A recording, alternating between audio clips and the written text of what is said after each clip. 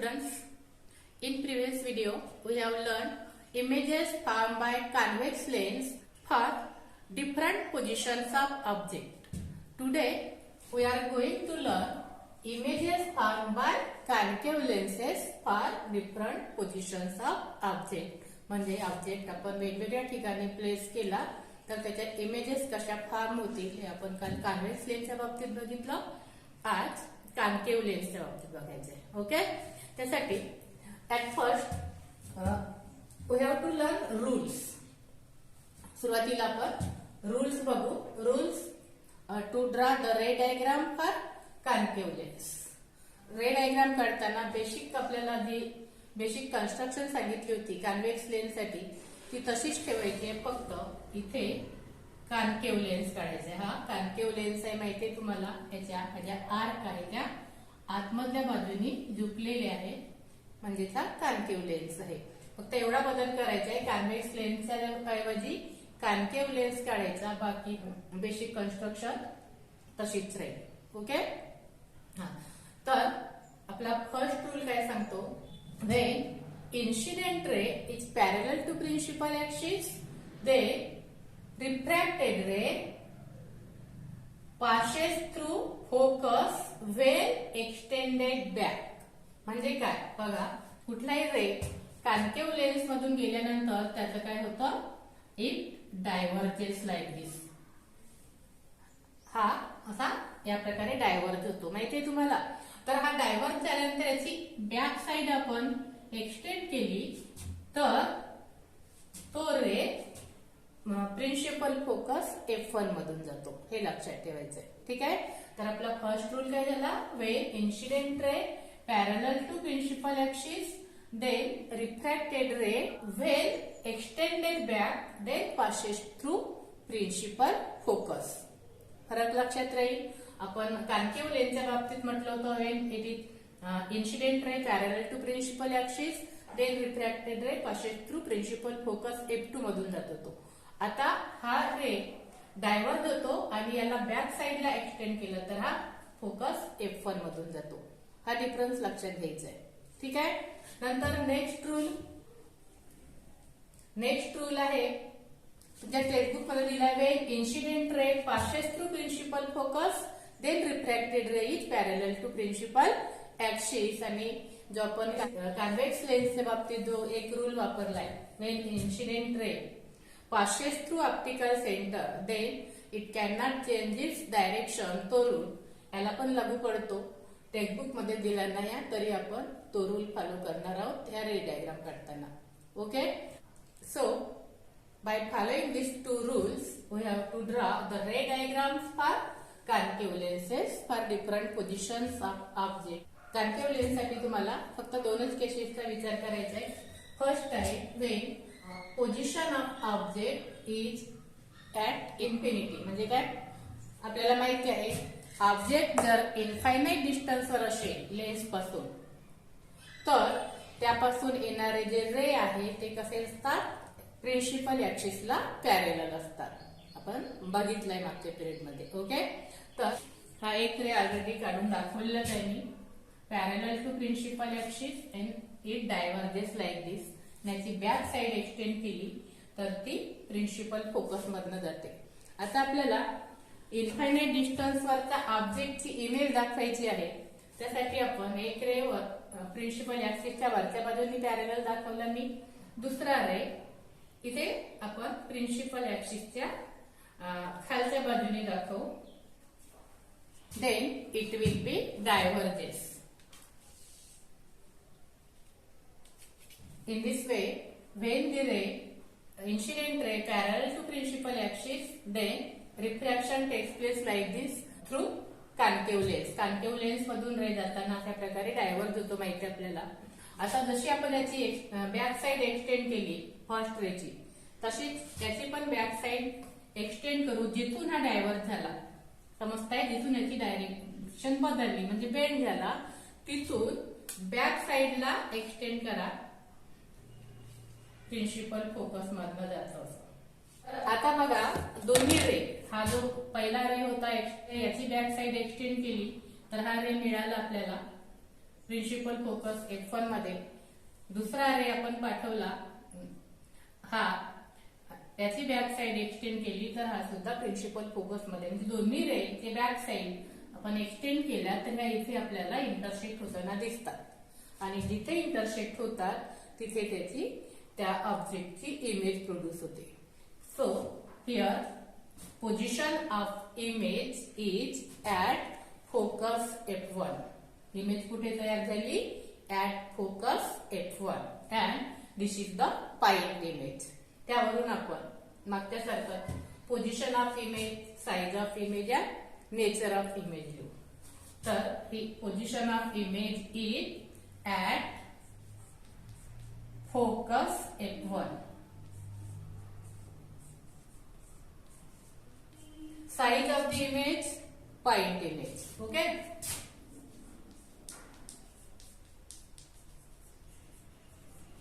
And nature of the image. आता बघा, concave lens मधील कुठली इमेज ही कशी असते? व्हर्च्युअल असते.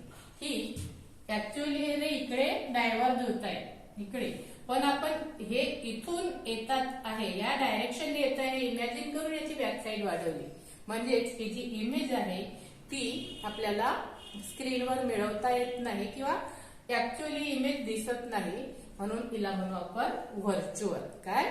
Virtual. Virtual and erect. Virtual image ही नेहमी इरेक्ट असते, लक्षात ठेवायचं. Virtual and erect. Okay, in this way we found out the image by concave lens when the object is at infinite distance. Okay, लक्षात ठेवायचं position of image at F1. Now in next case, in second case we will place object anywhere. काय म्हटलंय? Anywhere between optical center and infinity. तर object आपल्याला कुठे place करायचंय? Optical centre पासून infinite distance वर कुठे, म्हणजेच बिटवीन ऑप्टिकल सेंटर अँड इन्फिनिटीच्या मध्ये एनिवेअर म्हटलंय.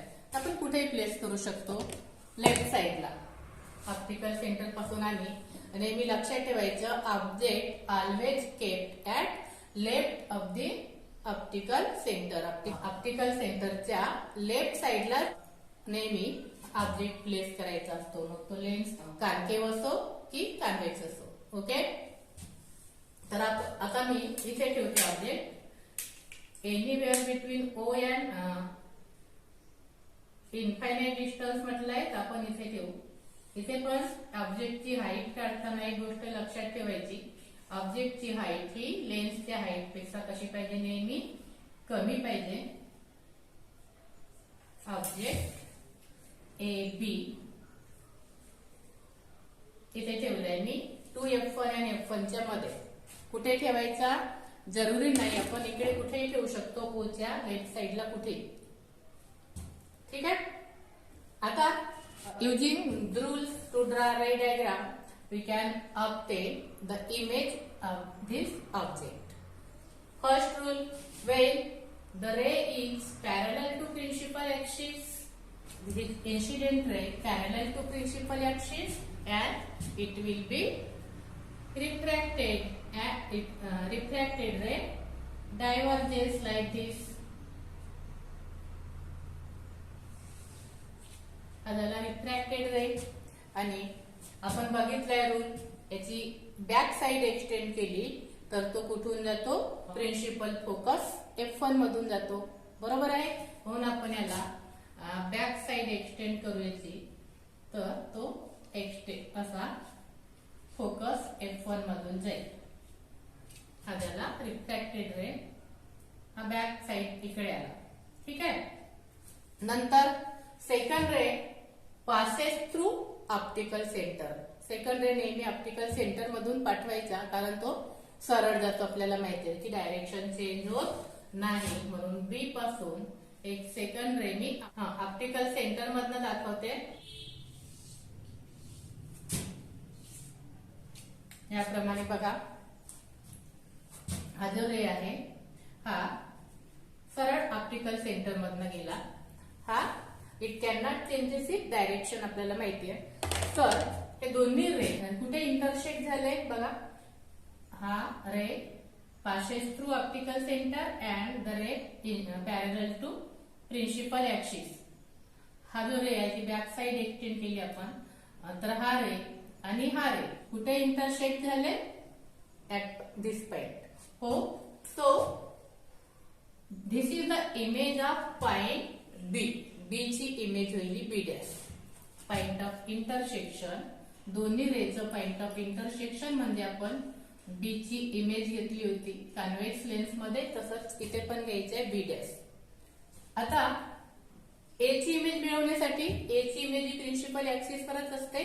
बी पासून आपण प्रिन्सिपल ऍक्सिस वर परपेंडिक्युलर टाकला ह्या बी डॅश पासून, तर आपल्याला मिळेल ए ची इमेज ए डॅश. बघा आता ही इमेज बघा कशी आहे. बी प्रिन्सिपल ऍक्सिसच्या अपर साइडला आहे, बी डॅश पण त्याच साइडला आहे. म्हणजे ही इमेज कशी आहे, इरेक्ट आहे, सरळ आहे. आणि size of the image is smaller than object. आपल्याला दिसता येते size of the image is smaller than object. Nature of the image is virtual. He virtual image आहे कारण हे रे ऍक्च्युअल हा रे इकडे जातो, पण आपण याला एक्सटेंड केलं म्हणजेच की रिअल इमेज नाही, virtual and erect. And position of the image कुठे मिळाली आपल्याला image between F1 and point O. हा प्रिन्सिपल फोकस F1 आणि ऑप्टिकल सेंटर O च्या मध्ये मिळाली. बरोबर आहे. तर याप्रमाणे आपण लिहू object is placed anywhere between optical centre and infinity, then position of the image between F1 म्हणजे focus F1 and O. O means optical center. Optical center O असं लिहू शकता. नंतर size of the image smaller than object and image is virtual and erect. मागच्या सारखीच image कशी असेल, virtual and erect. Nature of the image. In this way we have obtained the images by concave lens for different positions of object. तर तुम्हाला ह्या concave lens साठी या दोनच पोझिशन्स लक्षात ठेवायच्या ऑब्जेक्टच्या. एक object at infinite distance and second anywhere between optical centre and infinity. ते ऑप्टिकल सेंटरच्या लेफ्ट साइडला कुठे एक ऑब्जेक्ट प्लेस केला तरी इमेज मात्र ही प्रिन्सिपल फोकस F1 आणि ऑप्टिकल सेंटर O च्या मध्येच मिळेल. Smaller than object, virtual and erect. Okay. Now look at sign convention for ray diagram. आपण स्पेरिकल मिररच्या बाबतीत लास्ट इयरला शिकलोय कार्टेशियन साइन कन्व्हेन्शन. त्याचा उपयोग आपल्याला न्यूमरिकल सॉल्व करताना होतो. त्यासाठी लक्षात घ्या लेन्स कुठला असेल, कॉन्केव्ह किंवा कॉन्व्हेक्स, तर this is the direction of incident ray parallel to principal axis दाखवतो आपण. This is the principal axis. माहितच आहे तुम्हाला हा प्रिन्सिपल ऍक्सिस आहे. नंतर हा जो ऑप्टिकल सेंटर म्हणतो आपण याला कार्टेशियन सिस्टीम मध्ये म्हणू आपण ओरिजिन. कारण तुम्हाला कार्टेशियन सिस्टीम मध्ये काय असते, X axis and Y axis and point of intersection of this two axis is called origin. तर हा जो ऑप्टिकल सेंटर आहे आपला हा ज्याला ओरिजिन म्हणू आपण याला. नंतर the distance on right of origin म्हणजे ह्या ओरिजिनच्या राईट साइडला जे काही डिस्टन्स आहे राईट साइडचं ते आपण नेहमी पॉझिटिव्ह घेऊ. Distance right to the origin is always positive. Okay. Similarly the distance is left of origin always negative. हे कशासाठी तुम्हाला न्यूमरिकल मध्ये ऑब्जेक्ट कुठे प्लेस केला आहे ते लक्षात घेऊन आपल्याला डिस्टन्स त्याचं पॉझिटिव्ह की निगेटिव्ह घ्यायचं ते ठरवायचं असतं. त्यासाठी हे साइन कन्व्हेन्शन माहिती असणं आवश्यक आहे. जसं आपण मिररच्या बाबतीत शिकलो आहे तेच साइन कन्व्हेन्शन आहे. तर distances right of the origin are always positive, distances left of the origin are always negative. नंतर प्रिन्सिपल ऍक्सिसच्या अपर डिस्टन्स आणि below distance, height of the object किंवा हाईट ऑफ द इमेज ठरवताना height above the principal axis म्हणजे वरच्या डायरेक्शनला height असेल तर ती पॉझिटिव्ह घ्यायची नेहमी, and height below the principal axis is negative. तर याप्रमाणे साइन कन्व्हेन्शन तुम्हाला लक्षात घ्यायचे, अगदी सिंपल आहे. आणि फोकल लेंथ कशाला म्हणतो आपण? The distance between optical centre and principal focus. तर एक गोष्ट लक्षात ठेवायचं डिफरन्स, हा जो लेन्स कॉन्केव्ह लेन्स असेल, कॉन्केव्ह लेन्स आहे तर याची फोकल लेंथ ही ऑलवेज निगेटिव्ह असते. Focal length of concave lens is always negative and focal length of convex lens is positive.